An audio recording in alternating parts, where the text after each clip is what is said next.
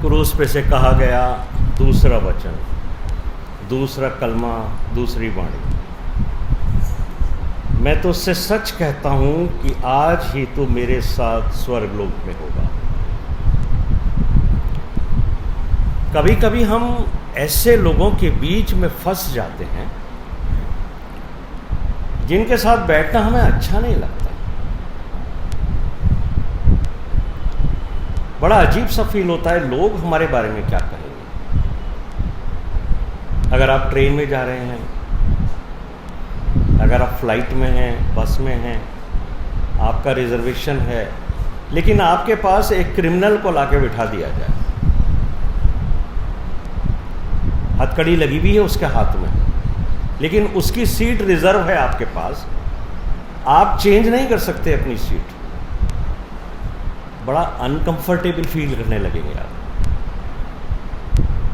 आप सोचने लगेंगे लोग मेरे बारे में क्या सोचते हैं, क्या देखेंगे। किसी ने फोटो खींच ली, वायरल कर दी, लोग मेरे बारे में क्या विचार करेंगे। लेकिन यीशु मसीह का ये चरित्र नहीं है। क्रूस पर उसके दोनों तरफ दो क्रिमिनल्स हैं और वो बीच में है।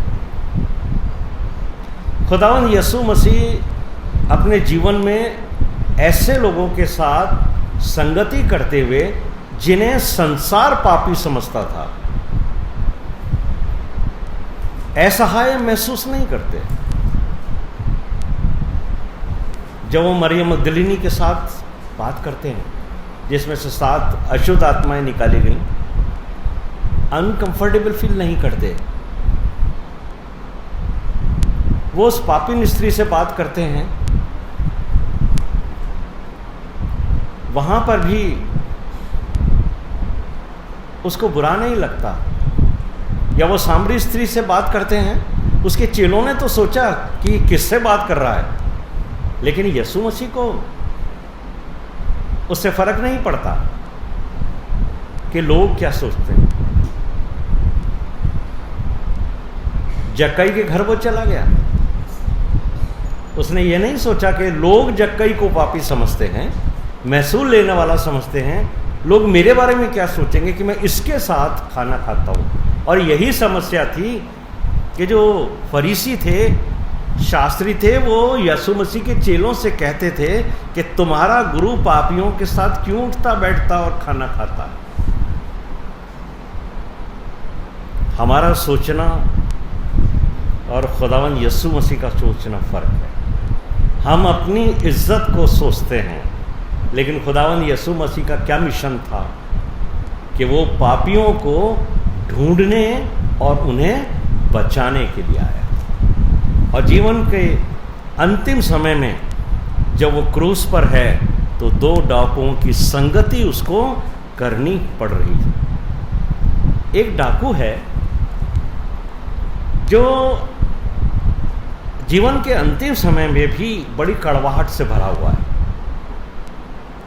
इसने बहुत लोगों को सताया है, मारा है, कई महिलाओं को विधवा बना दिया, कई बच्चों को अनाथ बना दिया है, लेकिन कड़वाहट इसके जीवन में भरी हुई है, आक्रोश है। और उसी वजह से कई लोगों को सताने की वजह से अशांति उसके मन में है। और वो यीशु मसीह से क्या कह रहा है कि क्या तू परमेश्वर का पुत्र है, अपने आप को बचा, हमें भी बचा।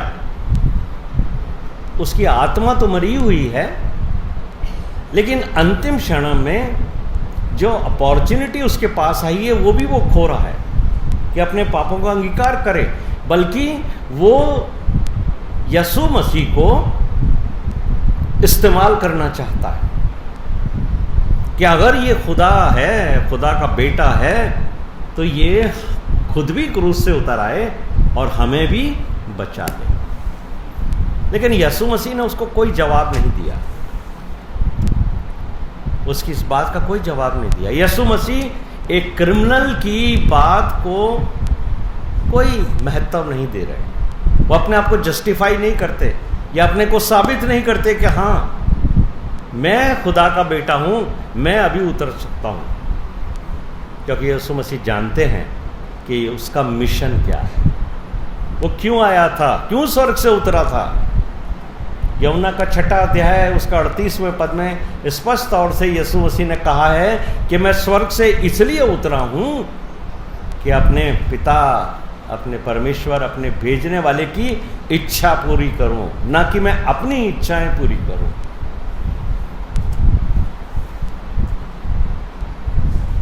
लेकिन ये जो डाकू है, जो किसी से नहीं डरता है, वो इस मौके का फायदा इसलिए उठाना चाहता है क्योंकि वो रोमी सिपाहियों से डरता है।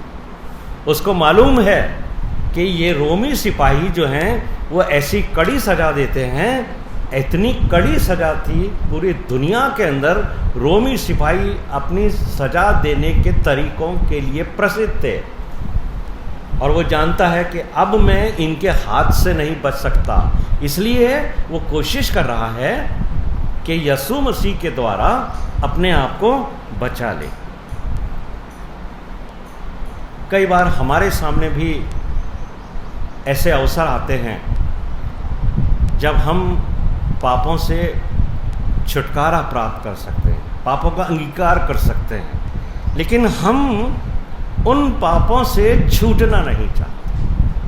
हम अपने आप को सही समझते हैं, हम आपको जस्टिफाई करते हैं और हमारा अहंकार, हमारा क्रोध, दूसरों को क्षमा नहीं करने की हमारी आदत, यीशु मसीह के सलीब के नीचे खड़े होकर भी हम उसके दुखों को देखते हैं, लेकिन फिर भी हम उन व्यवहार में कोई परिवर्तन नहीं लाते जिसको लेकर हम अपनी जिंदगी में आगे बढ़ते जाते हैं। उस डाकू ने अवसर खो दिया। प्रिय भाइयों और बहनों, आज यीशु मसीह के सलीब के पास आकर देखिए कौन है वो जिसकी वजह से उसको सलीब पर जाना पड़ा है। वो मैं हूं। मत कहिए कि हमारे लिए। जब जब आप ये कहोगे कि हमारे लिए, तब आप दूसरों को शामिल करके कहोगे इनके लिए भी गया है क्रूस पर। लेकिन याद रखिए, अगर मैं अकेला इस दुनिया में पापी होता तब भी यीशु मसीह मेरी वजह से क्रूस के ऊपर इसलिए जाता कि मैं पापों से छुड़ाया जाऊं। इसे वचन कहता है, अपने हृदय को पत्थर का मत बनाओ। मेरे बहनों, मेरे भाइयों, ये आज का दिन मुझे और आपको ये स्मरण दिलाता है कि यीशु मसीह मेरी खातिर क्रूस पर है। इसको रियलाइज करिए। वो आंखें जो पश्चाताप के आंसू बहा सकें, जो लोग परमेश्वर के पास नहीं लौटेंगे, जो अपने पापों से पश्चाताप नहीं करेंगे आज के दिन भी, उनके लिए परमेश्वर का वचन यहेजकेल की पुस्तक उसके 23वें अध्याय के 35वें पद में क्या कहता है? तूने जो मुझे भुला दिया है और अपना मुंह मुझसे मोड़ लिया है, इसलिए तू आप ही अपने महापाप और व्यभिचार का भार उठाएगा। यहोवा की ये वाणी मेरे और आपके लिए है जो अपने पापों में आज भी लिप्त हैं, जो अपने हृदय को कठोर करके बैठे हुए हैं, जो अपने पापों को यीशु मसीह के सलीब के नीचे आज भी स्वीकार नहीं करते। फिर उस डाकू में और हमें कोई फर्क नहीं है। दुनिया उसको क्रिमिनल जानती थी, लेकिन उससे ज्यादा गुनाह हम छिपा के बैठे हैं। दुनिया हमारी जिंदगी को, असली जिंदगी को नहीं जानती। हम अंदर से कितने पापी हैं, कितने घिनौने हैं, कितने पाप हम छिपाकर अपनी जिंदगी में घूम रहे हैं। ये हिपोक्रेसी का जीवन जो हम जी रहे हैं, उसे आज यीशु मसीह की सलीब के नीचे तोड़ने का अवसर है। और अब हम उस दूसरे डाकू की तरफ जाते हैं। उसको हम देखते हैं, वो एक अपराधी है, वो क्रिमिनल है। दोनों अपराधी हैं। परंतु उसके व्यवहार में जो भावनात्मक तरीके से चेंज आया है, उसको देखिए आप। वो यीशु मसीह की जो पहली वाणी है, जो पहला कलमा है, जो उसके मुंह से पहले शब्द निकले हैं, उसको उसने सुना है। ये कैसा इंसान है? इतना दुख, इतनी तकलीफ, इतनी परेशानी जो लोग उसे दे रहे हैं, उनके लिए ये प्रार्थना कर रहा है कि हे प्रभु, इन्हें क्षमा कर। उस दूसरे डाकू ने यीशु मसीह की पहली वाणी को सुनकर अपने मन में पश्चाताप को पैदा किया। उसे अपने पुराने गुनाह याद आ रहे हैं, क्योंकि उसको एहसास हुआ है कि मैं परमेश्वर की उपस्थिति में हूं। और जब मैं और आप परमेश्वर की उपस्थिति में होते हैं, तब हमें महसूस होता है कि परमेश्वर कितना पवित्र है और मैं कितना पापी हूं।